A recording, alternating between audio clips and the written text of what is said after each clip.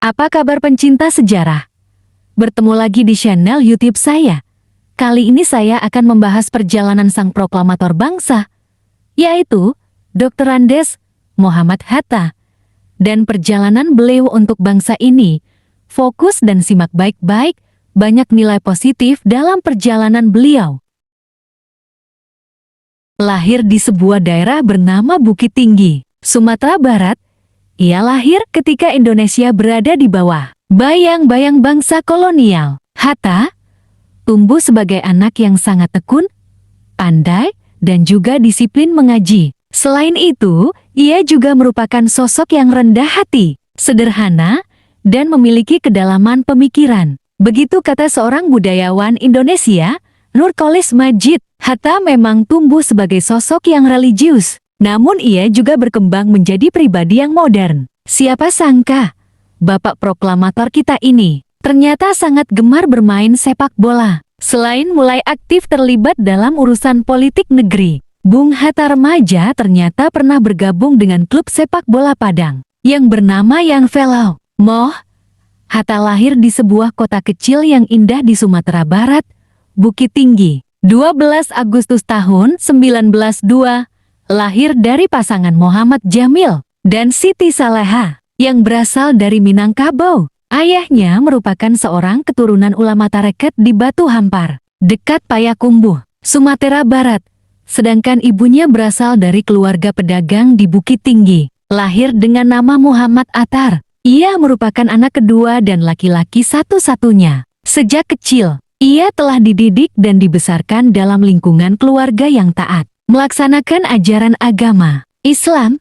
Kakeknya dari pihak ayah, Abdurrahman Batu Hampar, dikenal sebagai ulama pendiri Suro Batu Hampar, sedikit dari Suro yang bertahan pasca Perang Padri. Ayahnya, Muhammad Jamil, meninggal ketika Hatta berusia 7 bulan. Setelah kematian ayahnya, ibunya menikah dengan Agus Haji Ning, seorang pedagang dari Palembang. Haji Ning sering berhubungan dagang dengan Ilyas Bagindo Marah, kakeknya dari pihak ibu. Dari perkawinan Siti Saleha dengan Haji Ning, mereka dikaruniai 4 orang anak yang kesemuanya adalah perempuan. Sejak duduk di Mulo di Kota Padang, ia telah tertarik pada pergerakan. Sejak tahun ke-1916 timbul perkumpulan-perkumpulan pemuda seperti Yang Java, Yang Sumatranan Bon, Yang Minahasa, dan Yang Ambon.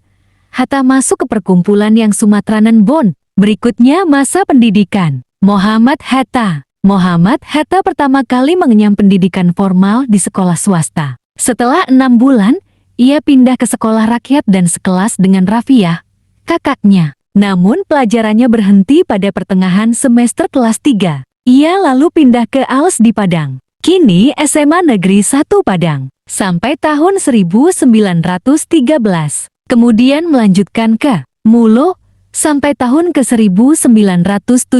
Selain pengetahuan umum, ia telah ditempa ilmu-ilmu agama sejak kecil. Ia pernah belajar agama kepada Muhammad Jamil Jambek, Abdullah Ahmad, dan beberapa ulama lainnya. Selain keluarga, perdagangan mempengaruhi perhatian Hatta terhadap perekonomian. Di Padang, ia mengenal pedagang-pedagang yang masuk anggota serikat usaha dan juga aktif dalam Yang Sumatranan Bon sebagai bendahara. Kegiatannya ini tetap dilanjutkannya ketika ia bersekolah di Prince Hendrik School. Muhammad Hatta tetap menjadi bendahara di Jakarta. Pada pertengahan tahun 1913, ketika Hatta duduk di kelas 5, ia pindah sekolah ke Padang. Menjelang pertengahan tahun 1916, saat Hatta berusia 14 tahun, ia lulus ujian masuk HBS Hogerij Burger School, sekolah menengah Belanda untuk anak-anak Belanda, Tionghoa, elit Bumi Putra. Ia pun bersiap-siap untuk bersekolah di Batavia. Namun, ibunya tidak mengizinkan karena menganggap Hatta masih terlalu muda dan berpendapat untuk melanjutkan pelajaran ke sekolah Mulo atau MIR, Uitgebreid Lager Onderwijs, sekolah menengah pertama di Padang. Awalnya Hatta keberatan dengan rencana ibunya. Ia bahkan tidak mau melanjutkan sekolah dan melamar untuk bekerja di sebuah kantor pos. Pamannya membujuk Hatta untuk mengikuti keinginan bundanya. Hatta akhirnya bersekolah di Mulo sampai tahun ke-1919. Pada masa sekolah di Batavia, Hatta tinggal di rumah Raja Bangsawan, mantan inspektur kepala sekolah untuk wilayah Sumatera bagian selatan. Di waktu luang, Hatta mengunjungi Mak Etik Ayub. Pamannya, Mak Etik Ayub, adalah salah seorang pedagang kaya yang setiap bulan membantu keuangan Hatta. Melalui Mak Etik Ayub, Hatta mulai berkenalan dengan buku. Mak Etik Ayub membawanya ke toko buku antik di sebelah Societat Harmoni. Di sana Hatta dibelikan buku Statu Chobku, karya N.G.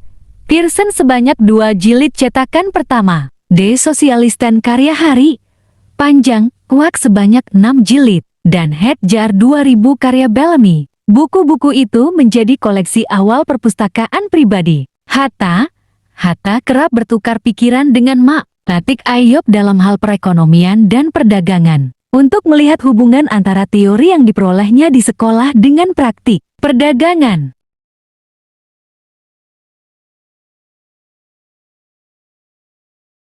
Hatta 2014. Di Batavia, Hatta menjadi anggota yang Sumatranan Bond, JSB, tingkat pusat. Pada bulan Desember tahun 1919, Hatta diangkat menjadi bendahara organisasi tersebut. Di antara teman dekat Hatta di JSB adalah Amir dan Badr Johan. Badr Johan, pelajar asli UFI yang sebenarnya sudah berteman dengan Hatta sejak di Padang. Bersama mereka, Hatta kerap mengunjungi dan berdiskusi dengan para tokoh dari Sumatera khususnya Minangkabau, seperti Lanjumin Datuk Tumenggung, Haji Agus Salim, Abdul Muiz, dan Sultan Muhammad Zain. Dalam pertemuan dengan para tokoh tersebut, Hatta dan teman-temannya mendiskusikan berbagai hal. Dengan Haji Agus Salim misalnya, mereka mendiskusikan hubungan Islam dan politik. Pada saat berdiskusi dengan Abdul Muiz yang ketika itu anggota Volksraad, mereka diceritakan kelemahan-kelemahan badan tersebut. Ketika berdiskusi dengan Sultan Muhammad Zain,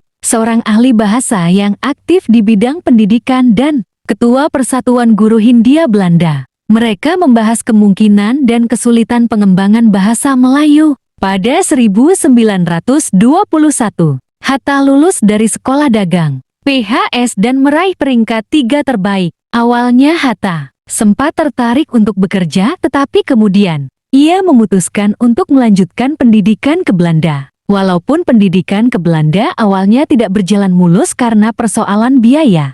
Pamannya Muhammad Hatta, yaitu Ayub Rais, yang pernah menjanjikan bantuan untuk melanjutkan pendidikan ke Belanda bangkrut. Hatta mencoba mengajukan beasiswa dengan menghubungi Dwi Veter, pegawai Departemen Pengajaran dan Agama. Hatta diminta menghubungi Z. Stokvis yang ketika itu menjadi inspektur perguruan menengah dan perwakilan Van Deventer Stichting Yayasan Van Deventer dan Hajj di Hindia. Stokvis menghubungi Yayasan Van Deventer dan yayasan itu bersedia memberikan beasiswa setelah Hatta berada di Belanda, sedangkan biaya transportasi tidak mereka tanggung. Dengan berbekal uang tabungan, bantuan dari Ayub Rais, sanak keluarga, dan kalangan pedagang di Padang yang tergabung dalam Serikat Usaha, Hatta bertolak ke Belanda dari Teluk Bayur pada 3 Agustus tahun 1921 dengan kapal Tambora milik Rotterdam Scaloid Roos 1991 banding 28. Hatta 2014 127 sampai 130 135. Hatta tiba di Belanda pada 5 September tahun 1921 di Belanda. Hatta kuliah di Hendels Hogeschool Sekolah Tinggi Ekonomi di Rotterdam. Hatta bertemu Nazir Datuk Pamunjak, tokoh yang Hatta kenal ketika mendirikan Yang Sumatranan Bond di Padang. Hatta disarankan oleh Nazir untuk segera menjadi anggota Indisvereniging yang didirikan oleh mahasiswa asal Hindia Belanda pada ke-1908 sejak bulan September tahun 1921. Hatta menjadi anggota Indisvereniging di Leiden pada minggu ketiga bulan September tahun 1921. Hatta mulai berkuliah di Rotterdam pada 19 Februari tahun 1922. Indisvereniging mengadakan pertemuan di Den Haag. Dalam pertemuan tersebut dipilih ketua baru Indisvereniging yaitu Herman Kartawisastra. Sementara Hatta ditunjuk sebagai bendahara. Salah satu keputusan penting dalam pertemuan tersebut adalah perubahan nama dari Indis Vereniging menjadi Indonesiske Vereniging Perhimpunan Indonesia. Kata Indonesia sebagai nama tanah air untuk pertama kali digunakan oleh Perhimpunan Indonesia. Sebelumnya istilah yang dikenal adalah kata benda Indonesier dan kata sifat Indonesis dari buku karya Profesor Van Vollenhoven. Hatta terpilih menjadi ketua Perhimpunan Indonesia pada bulan Januari tahun 1926 hingga ke 1930. Hatta bertemu Nazir Datuk Pamunjak, tokoh yang Hatta kenal ketika mendirikan Yang Sumatranan Bond di Padang. Hatta disarankan oleh Nazir untuk segera menjadi anggota Indis Vereniging yang didirikan oleh mahasiswa asal Hindia Belanda pada ke 1908. Sejak bulan September tahun 1921, Hatta menjadi anggota Indis Vereniging di Leiden pada minggu ketiga bulan September di Indonesia dengan memberikan banyak komentar dan banyak ulasan di media massa di Indonesia. Setahun kemudian, ia seharusnya sudah berhenti dari jabatan ketua, namun ia dipilih kembali hingga tahun 1930 pada Desember tahun 1926. Semaun dari PKI datang pada Hatta untuk menawarkan pimpinan pergerakan nasional secara umum kepada PI. Selain itu dia dan Semaun membuat suatu perjanjian bernama Konvensi Semaun-Hatta. Inilah yang dijadikan alasan pemerintah Belanda ingin menangkap Hatta. Waktu itu, Hatta belum menyetujui paham komunis. Stalin membatalkan keinginan Semaun. Pada tahun 1927, ia mengikuti sidang Liga menentang imperialisme, penindasan kolonial dan untuk kemerdekaan nasional di Frankfurt. Dalam sidang ini, pihak komunis dan utusan dari Rusia tampak ingin menguasai sidang ini, sehingga Hatta tidak bisa percaya terhadap komunis. Pada waktu itu, majalah PI, Indonesia Merdeka masuk dengan mudah ke Indonesia lewat penyelundupan, karena banyak penggeledahan oleh pihak kepolisian terhadap kaum pergerakan yang dicurigai. Pada 25 September tahun 1927, Hatta bersama Elai Sastroami Jojo, Nazir Datuk Pamunjak, dan Abdul Majid Jojo Adiningrat ditangkap oleh penguasa Belanda atas tuduhan mengikuti partai terlarang yang dikait-kaitkan dengan Semaun, terlibat pemberontakan di Indonesia yang dilakukan PKI dari tahun 1926 sampai 1927 dan menghasut Opruing supaya menentang kerajaan Belanda. Hatta sendiri dihukum 3 tahun penjara. Mereka semua dipenjara di Rotterdam. Dia juga dituduh akan melarikan diri, sehingga dia yang sedang memperkenalkan Indonesia ke kota-kota di Eropa sengaja pulang lebih cepat begitu berita ini tersebar. Semua tuduhan tersebut ia tolak dalam pidatonya Indonesia Merdeka Indonesia Vrij pada sidang kedua tanggal 22 Maret tahun 1928. Pidato ini sampai ke Indonesia dengan cara penyelundupan. Ia juga dibelah 3 orang pengacara Belanda yang salah satunya berasal dari parlemen. Yang dari parlemen bernama J. E. W. Dis. Tokoh ini memang bersimpati padanya. Setelah ditahan beberapa bulan, mereka berempat dibebaskan dari tuduhan, karena tuduhan tidak bisa dibuktikan. Sampai pada tahun 1931, Muhammad Hatta mundur dari kedudukannya sebagai ketua karena hendak mengikuti ujian sarjana, sehingga ia berhenti dari PI. Namun demikian ia akan tetap membantu PI.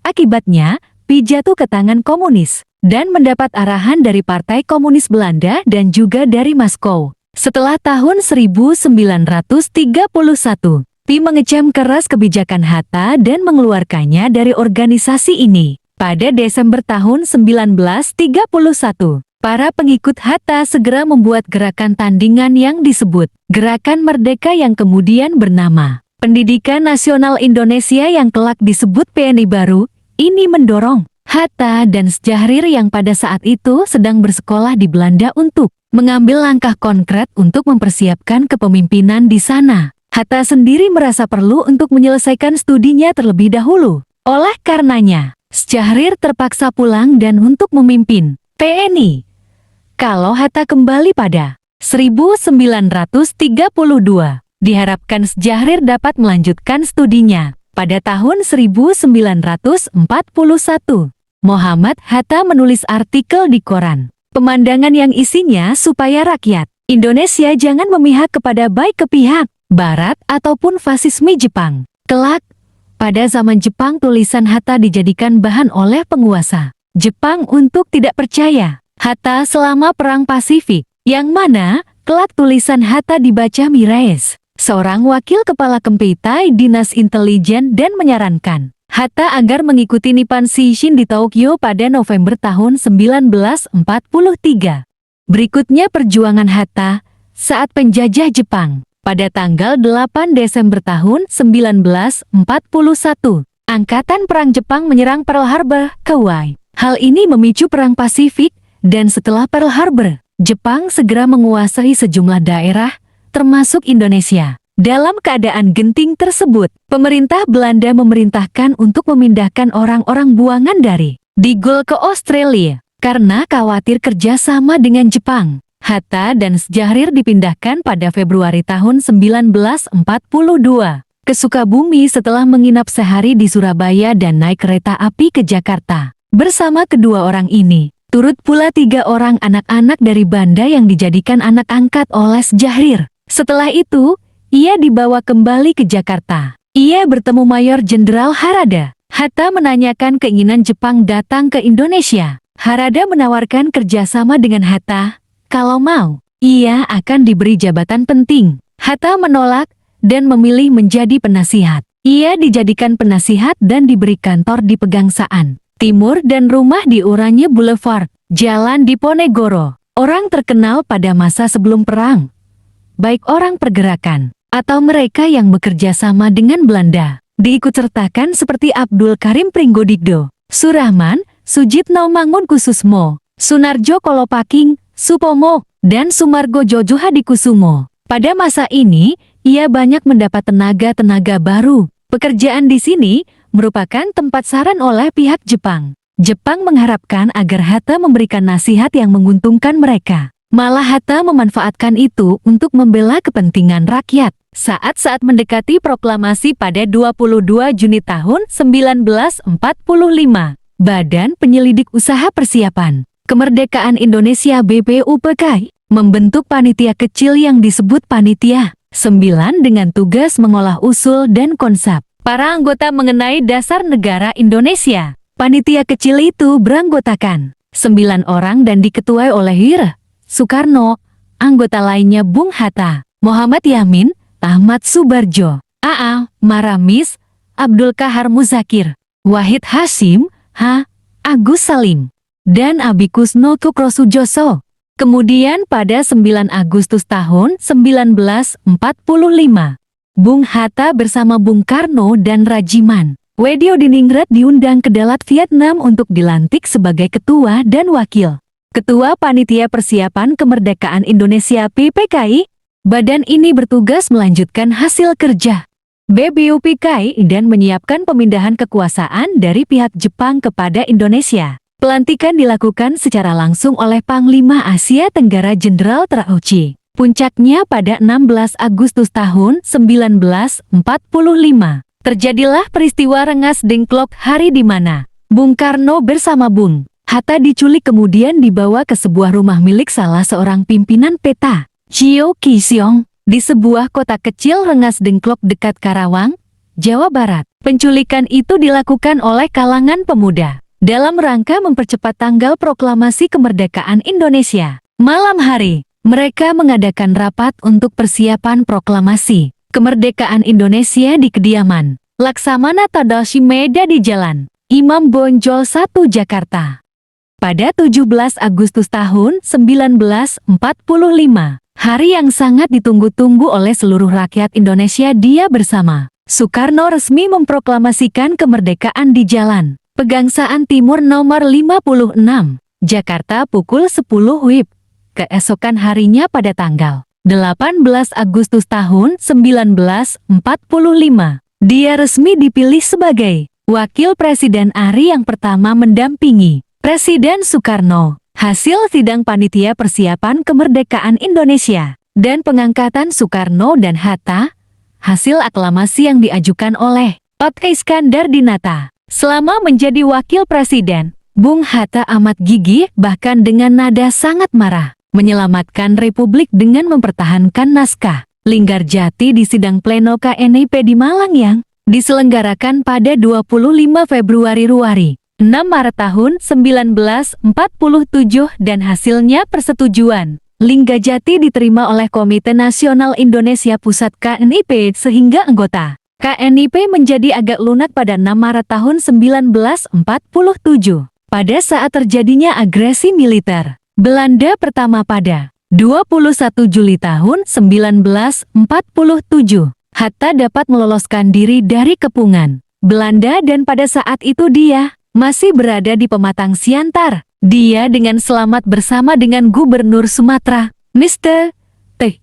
Hasan, tiba di Bukit Tinggi. Perundingan penting, konferensi meja bundar KMB, yang diadakan di Den Haag, sesudah berunding selama 3 bulan. Pada 27 Desember tahun 1949, kedaulatan NKRI kita miliki untuk selamanya. Ratu Juliana memberi tanda pengakuan Belanda atas kedaulatan negara Indonesia tanpa syarat kecuali Irian Barat yang akan dirundingkan lagi dalam waktu setahun setelah pengakuan kedaulatan kepada Bung Hatta yang bertindak sebagai Ketua Delegasi Republik Indonesia di Amsterdam dan di Jakarta. Di Amsterdam dari Ratu Juliana kepada Muhammad Hatta dan di Jakarta dari Dr.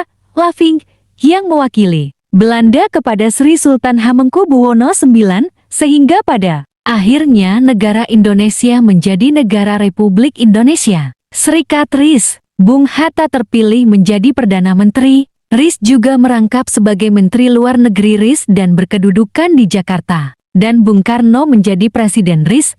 Ternyata RIS tidak berlangsung lama. Dan pada 17 Agustus tahun 1950, Indonesia menjadi Negara Kesatuan Republik Indonesia (NKRI) dengan ibu kota Jakarta dan Perdana Menteri Muhammad Natsir. Bung Hatta menjadi wakil presiden, RI lagi dan berdinas di Jalan Medan Merdeka Selatan, 13 Jakarta. Pada tahun 1955, Muhammad Hatta membuat pernyataan bahwa bila parlemen dan konstituante pilihan rakyat sudah terbentuk, dia akan mengundurkan diri sebagai wakil presiden. Menurutnya, dalam negara yang mempunyai kabinet parlementer, kepala negara adalah sekadar simbol saja, sehingga wakil presiden tidak diperlukan lagi. Pada tanggal 20 Juli tahun 1956, Muhammad Hatta menulis sepucuk surat kepada Ketua DPR pada saat itu, Sartono, yang isinya antara lain, Merdeka. Bersama ini saya beritahukan dengan hormat, bahwa sekarang, setelah Dewan Perwakilan Rakyat yang dipilih rakyat mulai bekerja, dan konstituante menurut pilihan rakyat sudah tersusun, sudah tiba waktunya bagi saya untuk mengundurkan diri sebagai wakil presiden. Segera, setelah konstituante dilantik, saya akan meletakkan jabatan itu secara resmi. DPR menolak secara halus permintaan Muhammad Hatta tersebut, dengan cara mendiamkan surat tersebut. Kemudian, pada tanggal 23 November tahun 1956, Bung Hatta menulis surat susulan yang isinya sama, bahwa tanggal 1 Desember tahun 1956, dia akan berhenti sebagai wakil presiden RI. Akhirnya, pada sidang DPR pada 30 November tahun 1956, DPR akhirnya menyetujui permintaan Muhammad Hatta untuk mengundurkan diri dari jabatan sebagai wakil presiden, jabatan yang telah dipegangnya selama 11 tahun. Di akhir tahun 1956 juga, Hatta tidak sejalan lagi dengan Bung Karno, karena dia tidak ingin memasukkan unsur komunis dalam kabinet pada waktu itu. Sebelum ia mundur, dia mendapatkan gelar Dr. Honoris Causa dari Universitas Gadjah Mada, Yogyakarta. Sebenarnya gelar Dr. Honoris Causa ingin diberikan pada tahun ke-1951, namun gelar tersebut baru diberikan pada 27 November tahun 1956, demikian pula Universitas Indonesia pada tahun 1951 telah menyampaikan keinginan itu, tetapi Bung Hatta belum bersedia menerimanya. Kata dia, "Nanti saja kalau saya telah berusia 60 tahun. Tulisan Mavis Rose dalam Indonesia Free, A Political Biography F. Mohammad Hatta. Tentang hari-hari terakhir Bung Hatta menyatakan setelah memasuki 1979, kondisi kesehatan ayah dari 3 anak ini menurun drastis. Kakinya mulai sulit untuk digerakkan. Teladan bangsa ini mulai banyak beristirahat di rumah. Namun, meski harus lebih banyak beristirahat, pahlawan nasional ini tetap memaksakan diri untuk hadir pada beberapa kegiatan. Pada Juni tahun 1979, ia menghadiri Kongres Asosiasi Sarjana Ekonomi Indonesia di Bogor, Jawa Barat. 3 Maret tahun 1980 mencatat, suami Rahmi Rahim itu masuk Rumah Sakit Cipto Mangunkusumo dan meninggalkan rumah untuk yang terakhir kalinya. 10 hari menjalani perawatan medis. Kondisinya semakin menurun hingga akhirnya harus menjalani perawatan di ruang perawatan intensif. Dan pada Jumat malam, Bung Hatta wafat dengan didampingi sejumlah anggota keluarganya. Mohammad Hatta, sang proklamator wafat pada tanggal ini, 14 Maret ke 1980 pukul 18,56 sekitar 7 malam. Pada usia yang ke-77 tahun, Bapak Koperasi Indonesia ini meninggal di Jakarta dan dikebumikan di tempat pemakaman umum TPU Tanah Kusir, Jakarta. Bung Hatta menolak dikebumikan di Taman Makam Pahlawan Nasional Kalibata. Ini bukti hingga akhir hayatnya ia berusaha membaur dengan rakyat. Pernikahan Mohammad Hatta. Mohammad Hatta, sang proklamator, dikenal sebagai sosok yang teguh pendirian dan berintegritas tinggi. Di balik citranya yang serius, Hatta menyimpan kisah cinta yang romantis dengan sang istri, Rahmi Rahim. Saat bersekolah di Belanda, Hatta tak goyah meski banyak mahasiswi yang mendekatinya. Ia berprinsip untuk menikah saat Indonesia telah merdeka. Prinsipnya teguh, cintanya pada tanah air tak tergoyahkan. Pasca kemerdekaan, Hatta menemukan tambatan hatinya. Gadis pilihannya adalah Rahmi Rahim, putri sahabatnya, Abdul Rahim. Kisah cinta mereka unik. Berawal dari pertemuan singkat di Institut Pasteur, Hatta terkesan dengan Rahmi, namun tak tahu namanya. Suatu malam, Soekarno, sahabat Hatta, mengantarnya melamar Rahmi di kediaman keluarga Rahim. Sebuah momen bersejarah yang penuh makna. Pada 18 November tahun 1945, Hatta dan Rahmi menikah di sebuah villa di Megamendung, Bogor. Pernikahan mereka sederhana, dihadiri oleh keluarga dan sahabat dekat, termasuk Soekarno dan Fatmawati. Pasangan Hatta dan Rahmi dikaruniai 3 orang putri, yaitu Mutia Hatta, Gemala Hatta, dan Halida Hatta. Demikian pembahasan kita kali ini. Semoga semangat dari Bung Hatta dapat kita contoh dan jadikan teladan baik. Dukung terus channel ini dan tunggu terus video-video lainnya yang bisa memberikan inspirasi buat kita semua. Terima kasih dan sampai jumpa.